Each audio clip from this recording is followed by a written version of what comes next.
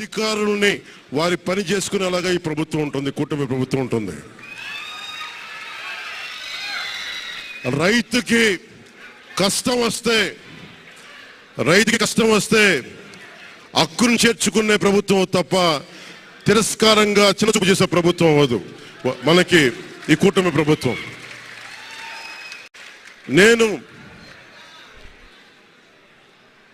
నాకు రాజకీయాలు డబ్బు అవసరం లేదు. నేను మీకు మళ్ళీ చెప్తున్నాను. మీకు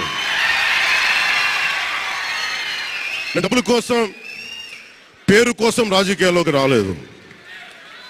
మీలా నలిగిపోతారు చూస్తారా ప్రతి ఒక్కళ్ళు. సగటు మనిషి మాకు ఎవడు, ఎందుకంటే ఇల్లు అలకగానే పండగ కాదు ఇది.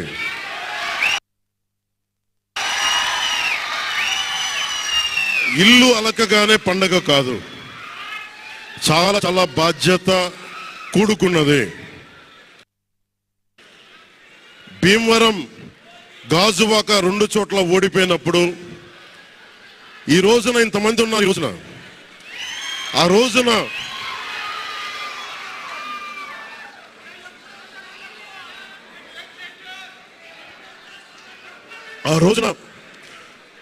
నా పక్కన నన్ను నమ్ముకున్న కొద్దిమంది తప్ప, కానీ నాకు ఒకటే అనిపించింది, నేను పరాజయం చూసి భయపడను, ఓటమి చూసి భయపడను.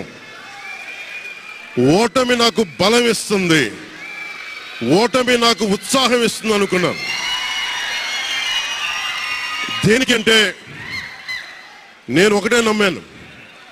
చిన్నప్పుడు తిరుపతిలో యోగా నేర్చుకుంటున్నప్పుడు ఒకటే నమ్మాను, ధర్మో రక్షితి రక్షిత అని. నువ్వు ధర్మాన్ని నమ్మితే ధర్మం రక్షిస్తుంది అని.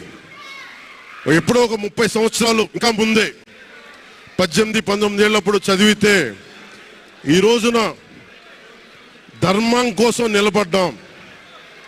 ధర్మం కోసం నిలబడితే ధర్మం ఈరోజు మనంటే నిలబడింది. అందుకని మనస్ఫూర్తిగా ఏ శక్తి అయితే కనిపించని ఆ పరాశక్తి, కనిపించని ఆ దేవుళ్ళందరికీ కూడా దయచేసి అరవద్దు, కనిపించని దేవుళ్ళందరికీ కూడా ఈరోజు నేను కృతజ్ఞతలు తెలియజేసుకుంటా ఉన్నాను. మనస్ఫూర్తిగా మీ అందరికీ, పిఠాపురం ప్రజలందరికీ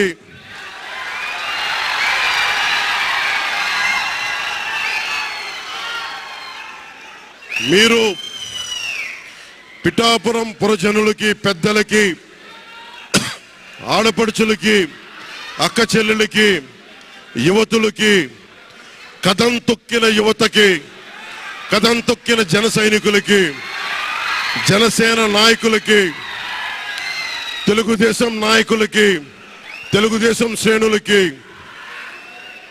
తెలుగుదేశం నాయకులు వర్మ గారికి,